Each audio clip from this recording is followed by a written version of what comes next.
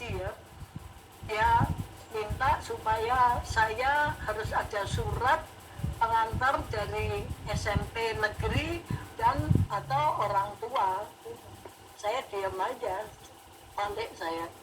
Sudah 3 hari saya dipanggil ayah saya, kamu tuh tiap hari pamit kemana? Saya bilang ke sekolah. Enggak, kamu sudah 3 hari enggak sekolah. Saya jujur saya bilang, saya mau sekolah tapi enggak di SMP, saya pengen sekolah taman siswa. Bapak saya tuh heran, tapi ya saya enggak mau, pokoknya saya enggak mau sekolah SMP. Akhirnya saya diberi pengantar surat, masuklah saya di taman siswa. Pertama kali saya sekolah di situ itu rasanya memang lain, jadi lingkungan juga lain. Dan yang mengagetkan saya itu kebagian ruang kelas yang dari bilik, dari gedek gitu. Saya bilang, oh, kelas kok kayak begini, tapi ya saya rasanya kok lebih seneng gitu di sini, karena anak-anak tuh lain, tidak sendiri-sendiri, kayak keluarga gitu. Terus sudah itu kemudian saya mengikuti pelajarannya dan sebagainya. Nah, keadaan itu dari kondisi itu saya lihat ini keadaan kelas ya, kelasnya ini kok aneh ya, tidak sebagaimana kelas yang pernah saya duduki, yaitu di SMP. Tapi saya nggak mengerti ya, di sini saya merasa kok ada rasa kekeluargaan begitu. Kemudian terus bagaimana saya ini ya merasa karakter saya tuh berubah. Karena apa? Di sini saya tuh kaget-kaget, ada anak terlambat datang ya, namanya Tohir. Ditanya guru, Tohir kenapa terlambat? Dia bilangnya apa? Saya harus mencari rumput untuk kambing saya, Pak. Aduh, saya kaget, kok tidak bisa nyari rumput gitu loh. Terus akhirnya ada lagi, saya punya teman namanya Paiman, dia itu jual tempe keliling gitu loh. Terus akhirnya saya cepet ngomong sama ibu saya, Bu, mulai sekarang beli tempe jangan di pasar, tapi di Paiman aja. Terus saya mesti nunggu Paiman harus tiap hari ke rumah saya. Semula dia juga bingung juga ya, karena memang mungkin bagi dia ya rumah saya gede banget. Terus dia masuk, terus kemudian saya bilang, Pak Imin udah ini mengerjakan PR? Belum. Mana PR-nya? Dia kan tentu saja nggak bawa. Saya bilang, bawa deh, mulai besok bawa ya PR-nya.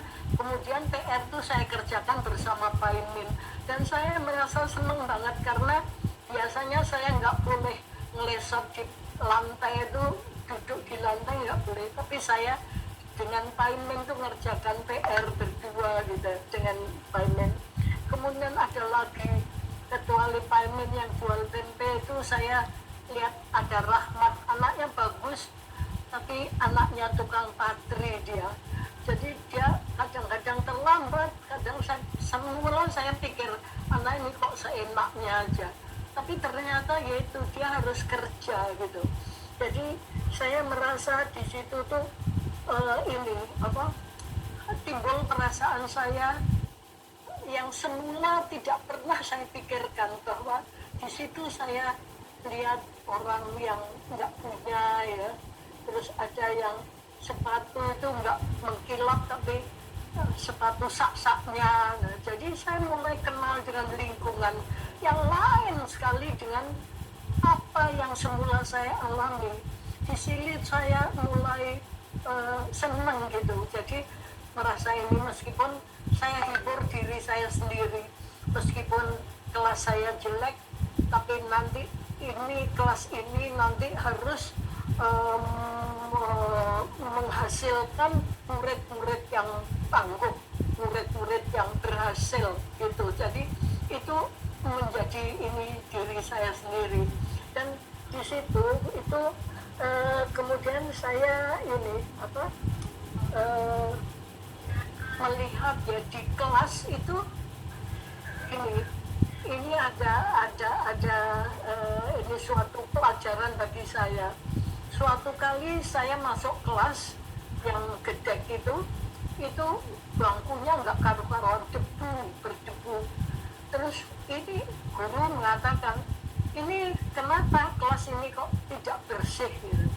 Tapi kemudian saya berpikir, ini kayaknya ada kongkel-lingkong antara guru dengan murid-murid, teman-teman saya. Terus mereka punya alasan karena Hani tidak mau ikut bersih-bersih, jadi kita semuanya juga nggak bersih-bersih. Terus saya tuh sampai dikirimi surat sama kepala sekolah, Bapak Tahir Husaini namanya, itu murah senyum. Dia kirim surat saya mengatakan bahwa, nah ini Anda hendaknya tahu juga bahwa di raport saya kerajinan tuh 4. Saya tanya, kok kerajinan 4?